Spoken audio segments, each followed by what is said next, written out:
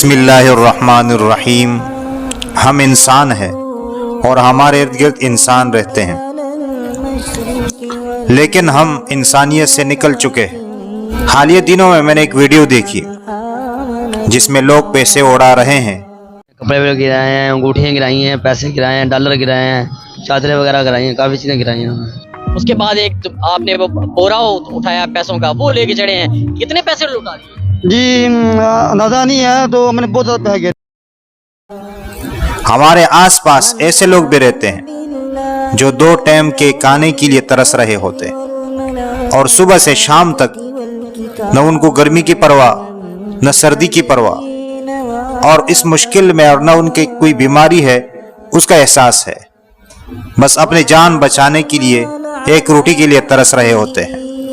لیکن بعض لوگ اس طرح پیسے اڑا رہے ہوتے ہیں، اور بعض لوگ ایسی بیماری میں مبتلا ہوتے ہیں جو موذی بیماری ہوتی ہے، جیسے کینسر جیسے موذی بیماری، لیکن ان لوگوں کے پاس پیسے نہیں ہوتے، اور وہ لوگ ہماری طرف دیکھ رہے ہوتے کہ کوئی آئے گا فرشتہ بن کر اور میری مدد کرے گا، لیکن ہم اپنی مستی میں مست ہے، ہمیں دوسروں کا کوئی خیال نہیں ہے، ہم اپنی زندگی سنوارنے میں لگے ہوئے ہیں کہ کس طرح ہماری زندگی بہتر ہوگی۔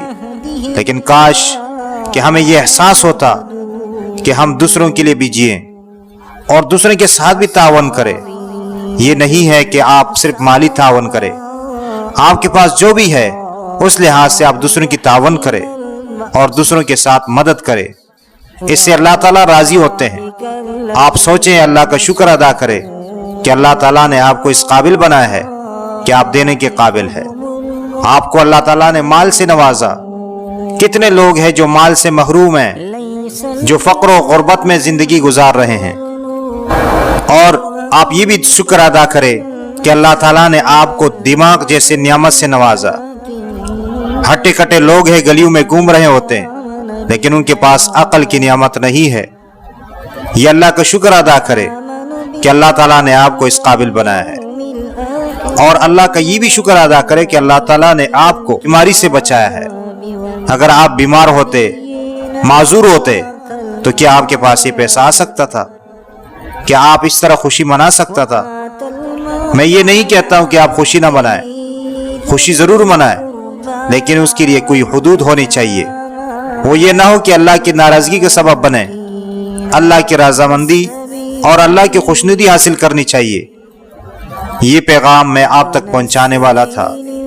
آپ کی ذمہ داری ہے کہ دوسروں تک یہ پیغام پہنچائے، اور آس پاس کوئی غریب ہے، کوئی محتاج ہے، کوئی مدد کی ضرورت ہے کسی کو، تو آپ کی وجہ سے اگر کسی کو مدد مل جائے تو یہ آپ کے لیے ایک بہت بڑا کام ہے۔ اللہ تعالیٰ سے دعا ہے کہ اللہ تعالیٰ ہمیں صحیح بات سمجھنے اور اس پر عمل کرنے کی توفیق عطا فرمائے۔ اللہ تعالیٰ جتنے پریشان حال ہے اللہ تعالیٰ ان کی پریشانیاں دور فرمائے، اور اللہ تعالیٰ ہم سب کا حامی اور ناصر ہو۔ آمین ثم آمین یا رب العالمین۔